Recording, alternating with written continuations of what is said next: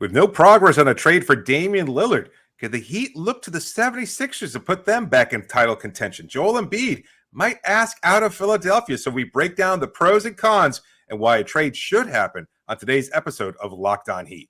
You are Locked On Heat, your daily Miami Heat podcast.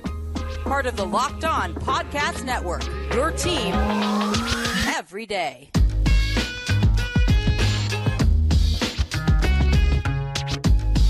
All right, welcome to Locked On Heat, your daily podcast on the Miami Heat. I'm Wes Goldberg, here as always with Ramil. However you're tuning in, YouTube, Odyssey, your favorite podcast app. Thanks so much for making Locked On Heat your first listen every day. Today's show is dedicated to what star players are no longer following their current employers on Instagram. We're going to do a deep dive into the pros and cons of trading for Joel Embiid, but let's just start with Damian Lillard. Lift off and the clock has started.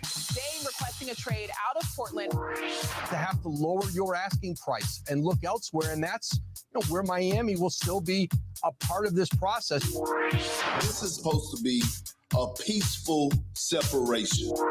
Dame has every right to ask for a trade. The notion that they're going to have to give him away for nothing is just stupid. I stand with Damian Lillard on that. I ain't got no problems with it at all. And we have a business called incremental reporting.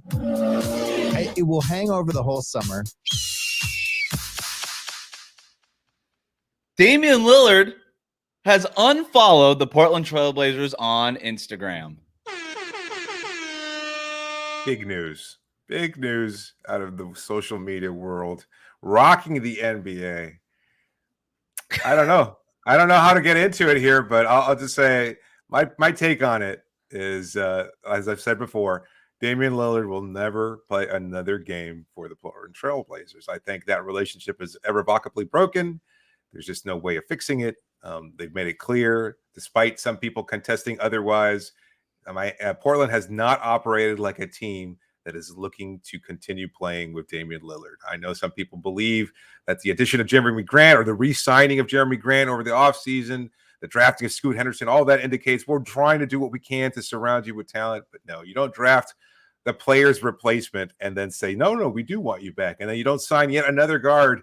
Just last week, they added another guard to the roster when they have apparently a glut of guards and they don't need Tyler Hero. So I don't know that there's anything else to it than that. I think he feels like he's just ready to move on. And I think everything seems to indicate that eventually he will be playing for another team. Players know that there are people on social media. And by the way, who are the people going through these lists and trying to figure out? I wonder when Damian is not going to follow the Portland Trailblazers. Are there people literally checking every day what players are following what teams? Yes. I guess, all right. Awesome. Great for you, I guess. I called this my least favorite form of journalism last week, and I'm going to stick to that point. Double down, buddy. Double down, yeah. Still, man, is this just Damian Lillard's way of doing something where he can't get fined? Like, the NBA can't come in and just be like, hey, we're going to fine you $100,000. Gotta follow your team on Instagram again.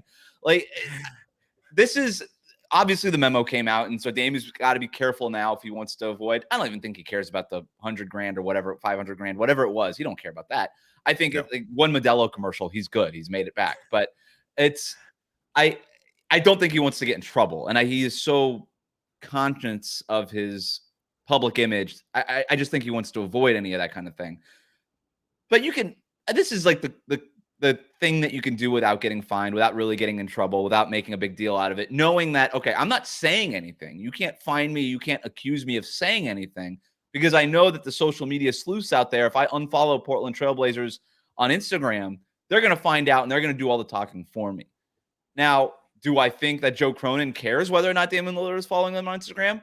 I'm not even sure Joe Cronin knows that they had an Instagram account. That is so far away from his job description. No, He doesn't care. I can't imagine asking Pat Riley about an Instagram post like that. The equivalent. Does the social media manager for the Portland Trailblazers knock on Joe Cronin's door and be like, Dame unfollowed us on Instagram. Can you trade this guy's ass right now? Get him out of here for whatever. We don't even need Tyler Hero back. And Joe Cronin just be like, we'll get rid of him. That's it. That's the final straw. That's the final straw. Well, I thought the trade request was a joke, but now I know he's for real. All right, let's just move it along here. Speaking of people who no longer follow their teams on social media, Joel Embiid. We talked about this a little bit last week. We teased about it.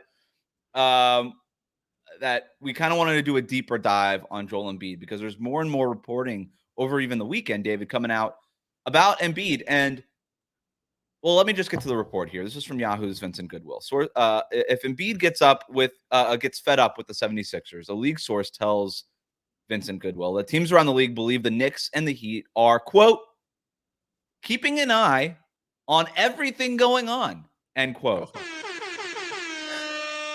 So I just want to go back a couple of things here. Last week, we talked about Joel Embiid unfollowing the 76ers on Instagram, and we're like, okay, we kind of did the same sort of jokey thing about that. But I will say this. The Joel Embiid smoke, it's been out there. It's been visible for a while. Not just the last couple of weeks, not just the last couple of months, but you can go back to even last season, people around the league saying, hey, if things go south in Philly, keep an eye on Joel Embiid. This is a guy who wants to win at a very high level, and it hasn't exactly been smooth sailing in Philadelphia. This Daryl Morey, James Harden thing is becoming a sideshow. Joel Embiid is the star in Philadelphia, and everybody is talking about Daryl Morey and James Harden. And I don't think that Embiid cares about them talking about them. I just think he's more like, I just won the MVP. We should be talking about how we're on the brink of winning a title and what we need to do to win a title. I would even rather be talking about, if you're Joel Embiid, probably like, why did we fail last year? And how can we get over that hump to get and instead, everybody's talking about James Harden calling their general manager and president a liar in China, and the president coming out and saying publicly, we're not going to trade James Harden, all these things. And Embiid's like, what are we doing exactly to get better? Because we haven't done squat all offseason. We haven't done anything to get better all offseason. So I think people around the league are keeping an eye on this. I don't know. Like, do we want to talk about the Knicks and the Heat? Like, these are the teams that obviously make sense, but I think that's obviously the two teams, whenever there's a star player on the market, everybody around the league are like, are the Knicks going to be interested? Are the Heat going to be interested? I mean, obviously we think they're going to be keeping an eye on every star player situation. Yeah, no doubt. I think the Knicks, obviously, as a large market and with a treasure trove of lottery picks or whatever draft picks and some movable contracts, have been linked to Dame Lillard. They've been linked to Harden. They've been linked to almost any other player there. Similarly, Miami, as much as their reported interest in Bradley Beal might have been slightly over-exaggerated, they're looking to add superstar talent. That's just been the modus operandi for Pat Riley since he joined the franchise in 1995, and that will always be the way they operate there. So I think there's an obvious connection between Jimmy Butler and of course Joel Embiid from their time together in Philadelphia. Joel Embiid's wife is from Brazil, major international hub airport here in Miami. She's a big soccer fan. Of course, you acquire Lionel Messi. I'm just connecting everything here, Wes. This is how it works. I think there's a possibility there. Maybe she could say, you know what? I want to move to Miami, be closer to a larger Brazilian population, be able to jet back home whenever is necessary there. So I think it's something to consider. As far as Miami's target of Embiid, and I think this is really what we have to get into when we're talking about the pros and cons of it. That's a superstar level player. He's a guy who can bring you 30 points per game, MVP caliber player, and has been for a number of years. Yeah, MVP this past year, MVP caliber for a number of years. One of the best top 5 players in the league, hands down, between him, Giannis, Jokic. I think it's debatable 1, 2, 3 on any given night during the regular season. You'll hear that argument among league circles. And I think Miami would look to acquire a superstar level player like that because that is their best path towards a championship, which is the ultimate goal for the Miami Heat. You get a superstar level player. He's not necessarily a proven winner. He's a proven scorer, a producer, a superstar level talent. And that's undeniable. And I think that's why Miami's interest in Embiid would absolutely be there. I'm with you. We'll get into what the costs of that might look like and whether or not it's worth it. We're going to do the pros and we're going to do the cons, and we're going to jump into all that in depth here in a minute. But the name Joel Embiid is one that would certainly interest Pat Riley and the Miami Heat. You're talking about an MVP. You're talking about one of the premier players in the NBA. Talent level better than anybody that the Heat have had since LeBron James. Yeah. So that's the kind of player. If not the Miami Heat, there are going to be a lot of teams interested in Joel Embiid if this becomes a thing where Joel Embiid is actually on the block, available, and kind of out there on the market. But we're going to dig into the pros. Why the Miami Heat should absolutely trade for Joel Embiid. How can it help them? Not just now, but long term. We're going to get into that in a second. But first, a word from our sponsors here at Locked On Heat. Today's episode of Locked On Heat is brought to you by Bird Dogs. Those are the shorts that I'm wearing right now. I love my Bird Dogs. They make me look good with their stretch khaki shorts designed to fit slimmer through the thigh and leg, giving me a truly sculpted look. Just to put it another way, Bird Dog shorts do the exact same thing as Lululemon shorts, but they fit way better. They're way better than regular shorts that are made of stiff, restricting cotton, just stuff that you don't want. I wore 2 different pairs of Bird Dogs all weekend. That's just what I wore. Saturday, Sunday, those are what I wore. Bird Dogs fixes all these issues that you have with your other shorts. Again, that stiff cotton, the stuff that you just can't wear when it gets really hot here in South Florida. They have invented a cloud knit fabric that looks just like khaki, but it stretches so that you get a way slimmer fit without having to sacrifice movement. Plus, they are liberating, if you know what I mean. Plus, Bird Dogs uses anti-stink sweat-wicking fabric that keeps you cool and dry all day long. Trust me, you got to get yourself a pair. All you have to do is go to birddogs.com/LockedOnNBA or enter the promo code LockedOnNBA for a free white tech hat with your order. That's birddogs.com/LockedOnNBA or the promo code LockedOnNBA for a free white tech hat. You're not going to want to take your Bird Dogs off. We promise you.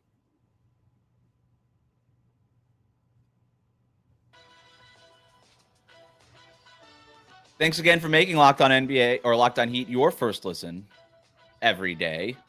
Everydayers, we're going to be back later this week with our friend Mike Richmond from Locked On Trailblazers for a mock trade phone call. So me, David, and Mike, again, the Portland Trailblazers Locked On host, we're going to get on a call because Joe Cronin and Pat Riley can't seem to get on a call. We're going to do it. We're going to handle it ourselves. We're going to get on a call and negotiate the Damian Lillard trade. You're not going to want to miss that show. We're really excited for that. That should be coming out Wednesday night, Thursday morning. All right, let's move on to Joel Embiid, trade talk for him. David, the pros. We'll start with the pros, then we'll get to the cons, and then we'll get to our final verdict. The pros of trading for one Joel Embiid. You already mentioned the MVP caliber numbers. Yeah, I think that's basically where you start and end. Like, he's a great defender, good passer, competent rebounder, obviously a big, huge body, just a guy who has been counted on to be the focal point of the offense. He's a little bit younger than Dame Lillard, and I think we have to, precept the conversation by saying the Dame Lillard trade will not go through at this point. And if that's the case, then Miami's moving on and looking on to add another superstar, as they always do. And if Joel Embiid asks for a trade out of Philadelphia, Miami will be among the first teams to make a phone call because they want that kind of high-level production in a pair, and he's been the focal point. He's been a guy who can get it done, at least during the regular season.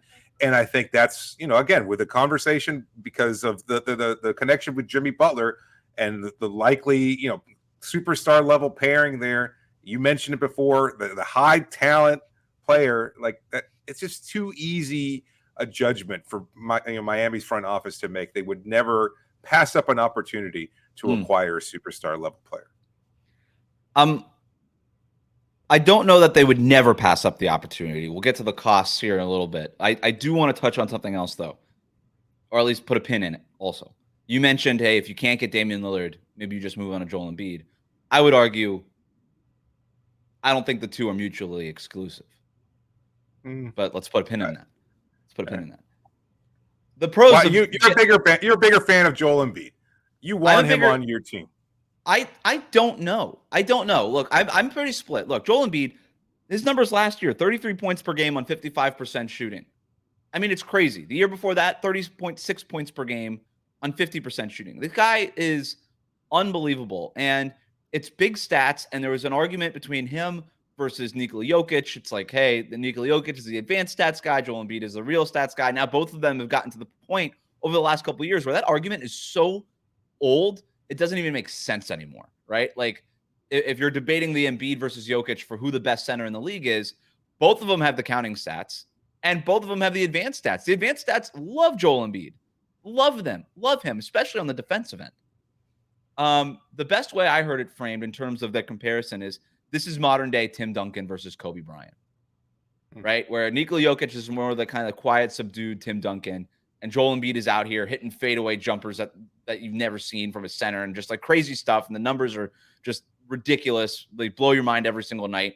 It's like, and he's Kobe. He's this version of Kobe where you're talking about, okay, who's better, Duncan or Kobe? Which one do you value more? And the answer is both. They're both awesome players. And in this case, the answer is both. It's Jokic versus Embiid. And I would also argue for pros of trading for somebody like Joel Embiid. If the league is going to go through Nikola Jokic for the next 2 years, you probably want the next best thing or the best thing, depending on where you fall in the Joel Embiid versus Nikola Jokic argument, right? As great as Bam Adebayo is.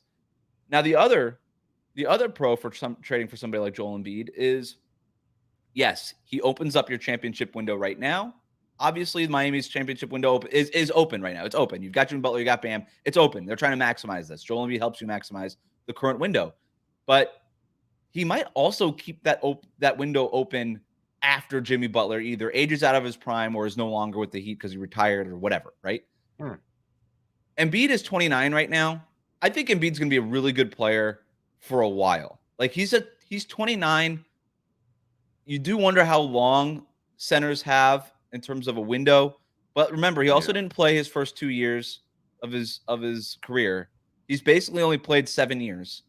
He's made the All-Star game the last 6 years and won Rookie of the Year as a rookie. Okay, like this guy is one of the all-timers, right? He's almost a first ballot Hall of Famer right now, just based on what he's done. So you get him and Joel, and once Jimmy Butler ages out of his prime, I think your window is still open for a few more years because Joel Embiid is that kind of guy. Now, if you look at Miami's roster right now and you don't make that deal, even if you make a Damian Lillard deal, just depending on how long his prime would be, well, we don't even need to be concerned with that right now. Like when Jimmy Butler is done, when he's no longer the guy that can win you a championship, the Heat are done. The Heat need to find that next guy. And I think Bam Adebayo is really good, but I think he's not the guy that opens up your championship window. He raises your floor and he can help you he can be the second best player on a championship team. I have no doubt about that, but he can't be the guy. So once Jimmy Butler is gone, the Heat are going to be looking for a guy. And if you can go get it, and Joel Embiid is a guy. He's a capital G guy. And when those guys are available, he's a centerpiece. And when those guys are available, it's really hard not to make a move to go get one of them. So those are the pros to me. The combination of Embiid in Miami attracts future free agents, attracts other players looking to chase rings, etc.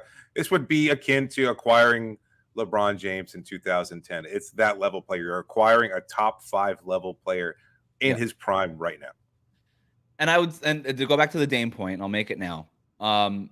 If you think of what it is that you need to trade for Damian Lillard, it's Tyler Hero and the picks and the Jaime Jaquez's and the whatever it is, right? It's those things. And hopefully you're able to get Dame for those things. If it's Joel Embiid, it would basically cost Bam Adebayo and other stuff. But you could potentially, if Embiid forced a trade from the Sixers, and you're the Sixers operating from a point of, hey, we're not going to get 1-for-1 value for Joel Embiid. Like, if you're kind of canvassing the league for return packages, I don't know that you're going to get a young centerpiece kind of player better than Bam Adebayo back. Like, I just don't know, right? Like, who's better than Bam Adebayo that's going to get traded for Joel Embiid? Like, Bam is, the third best center in the NBA? So, yeah, he's right behind Joker and Embiid. So it's like, okay, like if you want to stay elite at this position, here's your way to stay elite at this position and get a couple other things. So you could potentially get like Dame, Jimmy, and Joel Embiid, and that could be your new big three for like a year or two. I don't know, but that would be now we're talking crazy. But I'm just saying, like, I don't think that Dame and Embiid are mutually exclusive. I don't think that this is a situation where, hey, if you can't get Dame, just shift gears to Joel Embiid. I think maybe you just reorganize your list of priorities. All right, look, this Dame thing is not happening. Joe Cronin's not answering our phone calls, whatever. This might have to wait until February. But maybe, and like, let's say in the next 2 weeks, hypothetically, Embiid would request a trade. Then Miami could be like, all right, let's just put a pin in the Lillard stuff. Let's move Embiid to the top of the priority list. Let's get this Embiid deal done. And then we could circle back to Dame later on if that's something that's still on the table. So, but I just don't think the two things are mutually exclusive is all I'm saying. I know. I get that point. I think, though, when we're starting to talk about potential trade packages, you probably have to move some picks in order to acquire Joel Embiid. Bleacher Report has a mock trade of that. You could go check that out if you like. Basically, it includes Embiid, PJ Tucker, and Furkan Kork. I can always mispronounce his. Sure, that's the one.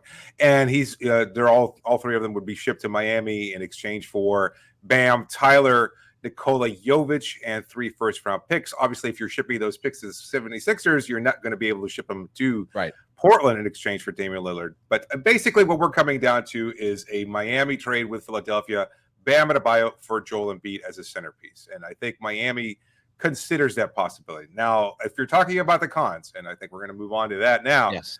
then you're talking about giving up Bam Adebayo. And you made a great point.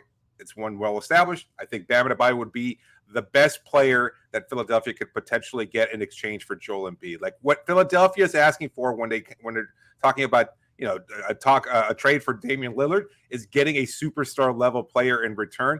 That hasn't manifested, nor will it.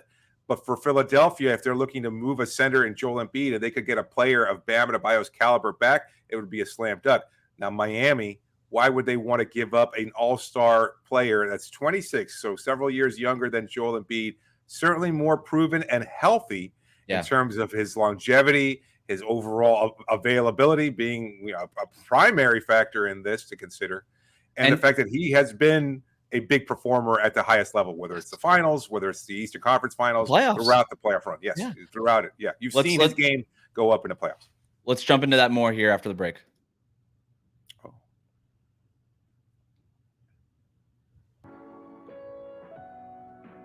Welcome back to Locked On Heat. Thanks for making us your first listen every day. Make sure you're subscribed on YouTube and on your favorite podcast app. Every day, as we are going to be back Wednesday night, Thursday morning.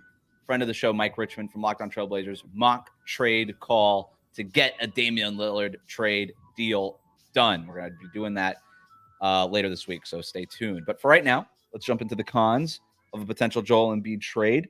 Look, I'm with you. How much should the lack of playoff success be attributed to Joel Embiid, right? Because if you think about the whole 76ers thing, the Ben Simmons, James Harden, like Ben Simmons was notoriously bad in the playoffs. James Harden has made a whole career of great regular season numbers and then not living up to that in the playoffs, whether, back from his Houston days, even back to the 2012 finals when he was with the Thunder against the Heat. Like, he just wasn't the same. So, and look, Joel Embiid's numbers have not been great in the playoffs. We can dive into those here, but I think that there's a lot of noise in that, and a certain amount of that also has to be attributed to his teammates, his team, his coaching, right? Like, he's also got Doc Rivers as his coach for a majority of his career in Philadelphia, especially these late playoff runs.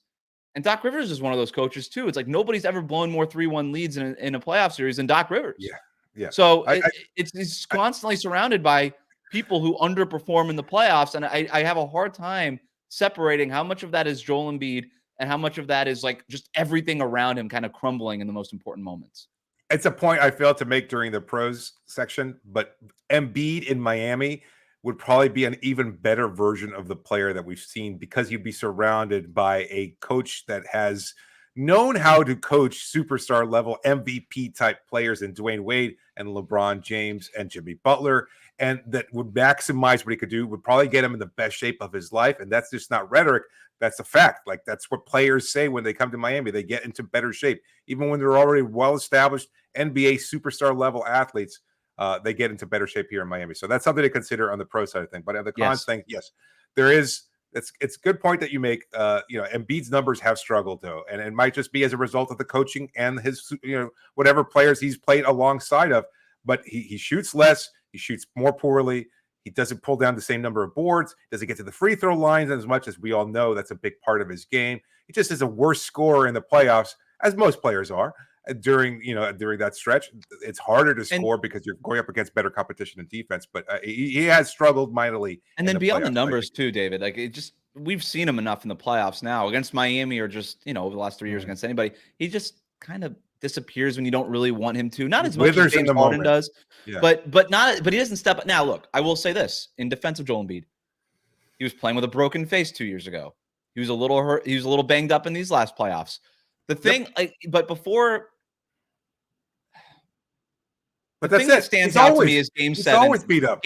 Game 7 against Boston. No, he is. Game 7 against Boston, when Tatum went off these last playoffs, when Tatum went off and Embiid kind of no-showed, that's where I really started to wonder about the fortitude of Joel Embiid, because I used to just I tend to give him, and I still think I'm more tending to give him the benefit of the doubt here.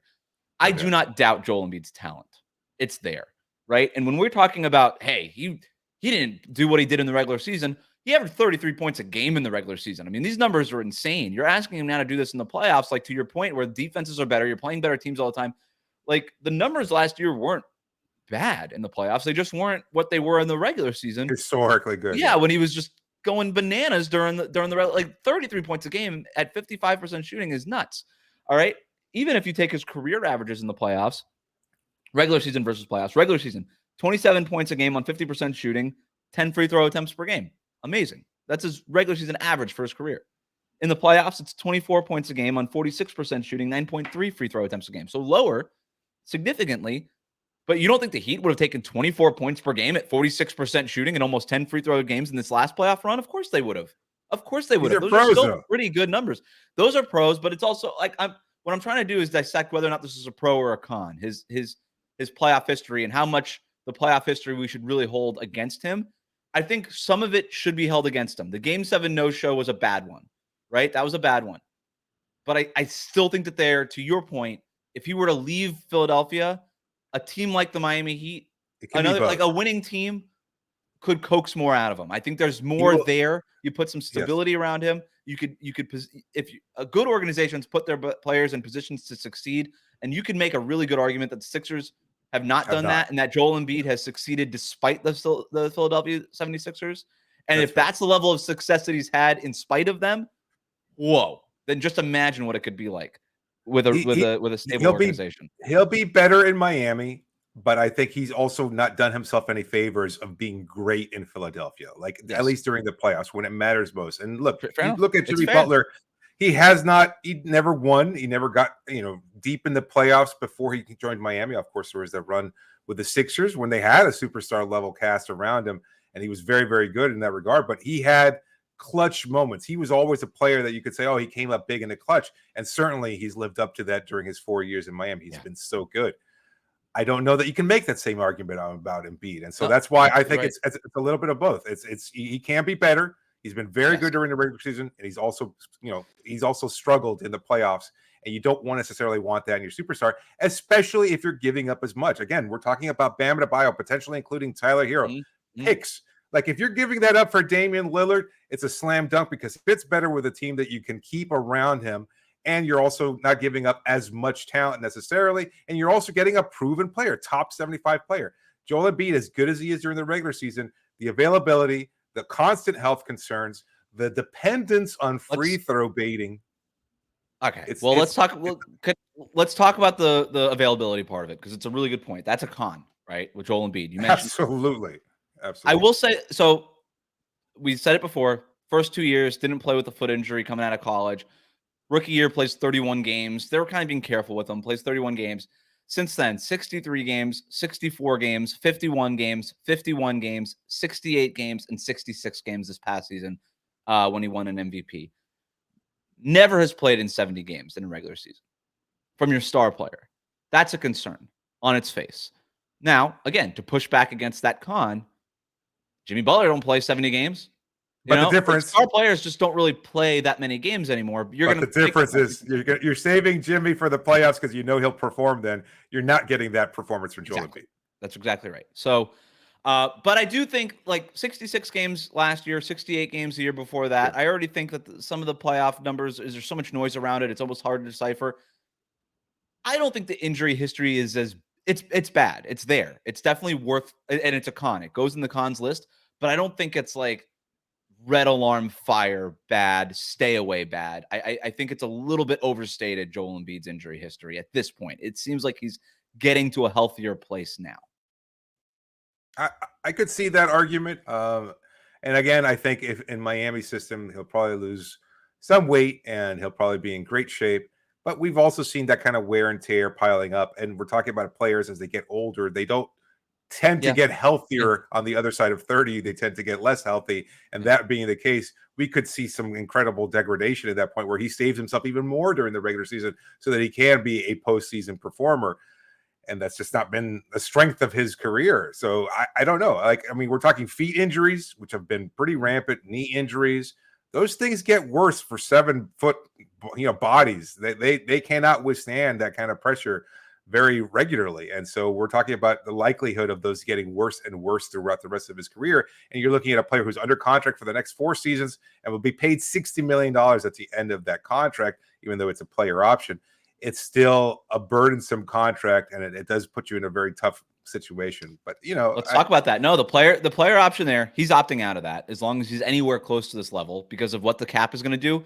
You look at Jaylen Brown's contract, he's going to blow that out of the water in 2026 when he's in the summer of 2026 when he can potentially be a free agent if he exercises out of that player option. And then you look at I think it's a good point. Like, what is left with this guy? When does that decline start to happen? He's 29 years old right now. You know, the injury history is real, you know, and he just averaged, like, if you look at his stats, you know, over the last few years, 28 points per game, 30 points per game, 33 points per game. Yep. Like, you kind of look at the history of basketball with big man. It's a pyramid with these guys, right? You kind of go up, you peak, and then you come down, right? And that's what happens. Like Dwight Howard, right? Peaked for 3 years in Orlando, got traded to the Lakers, immediately started coming down. Immediately. It was immediate, right? And then it's precipitous. It just keeps going down. There's never like that second real peak, right? You can find a second career like Dwight Howard did, but right, as a role player, right? And not worth. And then you look at the contract that you mentioned, like, that's a lot of money for a guy if that decline is going to start happening, even not this year, next year, but even at the end of that contract. If it starts happening, considering the cost associated with that, it would be Bam Adebayo and other things. Bam is 25. That decline for Bam ain't happening anytime soon. And here's the great thing about Bam. He's going to age way better than Joel Embiid is going to age. He's going to like that's Bam debatable. is going to age. I think Bam's going to age like Draymond, where he's always going to be elite defensively, right? Like, he's not a guy who, okay, why is it debatable? Because I think he relies a lot more on athleticism than Draymond did. Like, his ability to move around as much and constantly shift defensively. Like, I just don't see. I mean, Draymond has a quickness, but he doesn't even leave the ground in some cases. He's just about getting to his position and calling everybody out and being more communicative on defense and things of that sort. Whereas we've seen Bam shut down a point guard and shut down a center on the same possession. And I just don't know that that's something you can expect from him in 6-7 seasons. I mean, that's a long guess ways my away. point is that Bam's IQ, even where it is now, will get like to Draymond's levels, right? I think he won't look like he looks now. I just think that he's always going to be a great defender. I don't think that goes away. We'll see. We'll see. I mean, I certainly hope. And that's what I said. Whatever athleticism he loses, he's still going to be moving better than Joel Embiid. I'm not telling you that Bam's going to age like fine wine. I'm just telling you that I think he's going to age better than Embiid. Embiid's always going to be big, I guess, is the argument, is like, but like we even saw like towards the end of Shaq, it was like, okay, being big's not enough. Like, you got to be able to move around a little bit, you know? And Shaq was durable. Like, Shaq was durable, man, like for most of his career. And Embiid was never durable. So he does rely on a jump shot a lot more, and Embiid so does? maybe that's so maybe that's a saving grace there. That's true. But ultimately, and I mean, we can wrap this up real quick unless there's anything else in the cons that you want to add. But my final verdict, okay, just my speaking personally, Miami would absolutely pull the trade off, but I would not. I would not trade Bam Adebayo for Joel Embiid. As good as Embiid is, and listeners of this show know that I am not necessarily a fan of his style of play. I just don't think Miami should trade as much as they would in order to acquire a superstar level player. I don't know that it makes them significantly better. At this point, I think you're better off finding somebody you can pair alongside Jimmy and Bam Adebayo and whatever other talent you can keep on this roster. You're giving up a young player in Jovic. You're giving up a great young scorer in Hero, and you're giving up a an actual star in Bam Adebayo, one of the best defensive players in the NBA, one of a two-time All-Star who's going to continue to get better throughout his career, who's younger than Embiid, who's more durable than Embiid, and who has, if not a higher upside, he can show continued progression throughout the rest of his career and still be a functional level player. I just don't see that from Joel Embiid. I think I agree with you. I don't know that Miami would do the deal if it's that you're mentioning, like the proposed Bleacher Report format, and if it's anything close to that, I don't know that they would. I just think I think Embiid's awesome, but if you're but if you're giving up Bam plus whatever else, like Bam and everything, I'm not saying it one way or the other. I'm not answering the question. I'm just asking the question.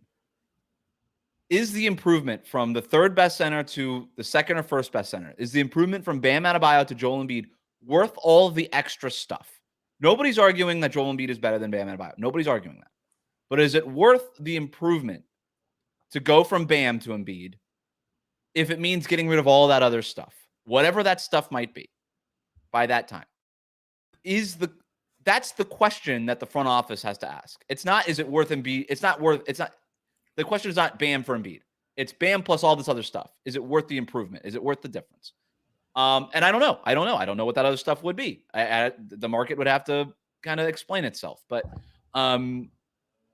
so I don't know that. I'm not saying they wouldn't do it. I'm not saying that they would do it. It sounds like you're like, yeah, they'll do it. I'm like, I don't know. I think it kind of depends on what it all looks like. But I'm with you though. And maybe I'm just too much of a romantic, David. I would just hold on to Bam. He's the guy. He's your Heat culture guy. He's 25. You could build around him. Really, like, he is so versatile. Like, it's so easy to build around Bam. And it is not, it means something to me that every team in the NBA that's not Denver or Philadelphia or Miami, when you ask them what kind of center are they looking for, they're looking for Bam. They want Bam. They don't want the next Joel Embiid. Nobody thinks that I think part of it is nobody thinks they could find the next Joel Embiid. He's a unicorn. Nobody thinks they could really find the next Nikola Jokic. But people think that they could find like their version of Bam. For whatever reason, right or wrong, people are like Evan Mobley, Nick Claxton. Like, this is our version of Bam. We're going to utilize him in the same way that the Heat use Bam.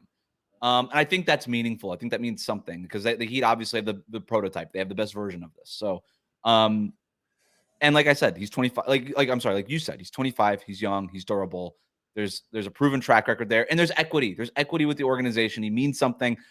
The fact that they're like, hey, he's the culture carrier. The Udonis Haslem, put the sword on his shoulder and bestowed him the next. Like, it's a lot of talk and it's a lot of stuff, but I think it's important. I think it's meaningful to the organization. And I think they do look at Bam. They say, we want him to stay here, and we want him to be the next guy drafted by the Miami Heat to make the Hall of Fame. I think all that stuff is real, and it doesn't mean that he's untouchable.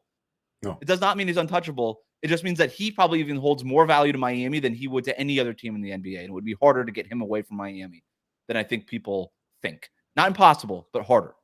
He just turned 26 too. But yes, there aren't a lot of players. We've been having this conversation for a number of years. And I know people thought that we were insane talking about it. It's even after Miami's bubble run. But the list of players that Miami would actively trade Bam Adebayo for, I think it's much smaller. They've already shown that they wouldn't trade him for Kevin Durant. And certainly they're not going to trade him for Dame Lillard. And I think a big part of that is the fact that Bam is also one of those players that players want to play alongside of, not just because of his experience with Team USA and winning a gold medal in the Olympics, but also because as you said, he covers your ass on defense so effectively that he makes you look good. He makes plays for you. He makes things easier and better for you because of his versatility. Yeah. If you're a scorer like KD, why would you want to go to a team that doesn't have a Bam Adebayo? I was watching some of those Team USA clips when Bam was playing for him, and I'm like, his screen setting was so underrated. And it's always Dame, it's always KD, it's always Donovan Mitchell, it's always these guys coming off those screens. No wonder all of them were like, I want to play with that guy. I want to play with that guy. And it's like, he made my job so much easier. So it's a great point, and it's not guessing. All these guys are saying it publicly. I would love to play with Bam. They're all saying it publicly. He's the kind of guy that you think you build around. And look, it could be easy on NBA 2K to just do the trade, simulate the season, and now the Heat win the championship. And you're like, why wouldn't they do this? But if you're Pat Riley, Andy Ellsberg, Adam Simon, Eric Spoelstra, Nick Harrison, you're all these guys, and you're in a room, and you're like, are we really going to do this? I kind of think like the gut check there. I kind of feel like they might just be like, it's way easier to talk yourself out of doing it and not do it than to do it. I think it's like one of those kind of deals. So who knows? Can I make one more point before we get out of here? Let's do it.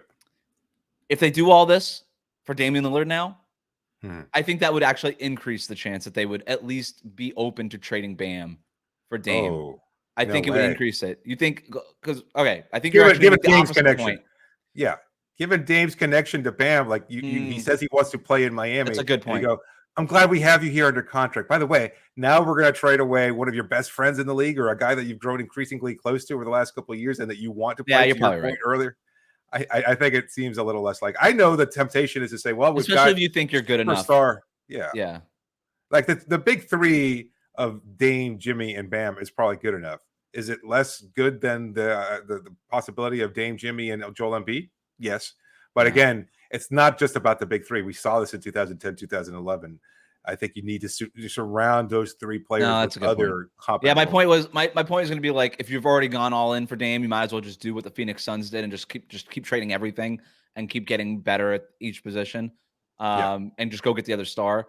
And I could still see them maybe making that decision. It's well, we're already going all in on the next 2 or 3 years anyway, so let's just go ahead and trade for Joel Embiid. So now we have Embiid, Jimmy, and Dame, and just good luck stopping that. But you're probably right, given the connection, and I don't know. But if you just think you're good enough right away, but also maybe if you see enough and then you don't, I don't know. It's probably not that related. It's possible. Okay. That'll do it for us today. Thanks again for listening to Locked On Heat and making us your first listen every day. Remember, everydayers, we're going to be back later this week. Mike Richmond for Locked On Trailblazers, a mock trade call. The Heat and the Blazers can't figure out a way to get this Damian Lillard trade done, but we're going to get it done here on Locked On Heat. So make sure that you are subscribed and tuned in for that. We will have another show later this week as well. I don't know, David. I was kind of thinking of some ideas, maybe projecting some possible Miami Heat starting fives. I think there's some tough to say when half the roster might not be here. That's how we could. That's how we could do a whole show about it. There's so many options. Hit that subscribe button on YouTube. Follow us on your favorite podcast app. That'll do it for today. Thanks for joining me, David. You got it, Wes.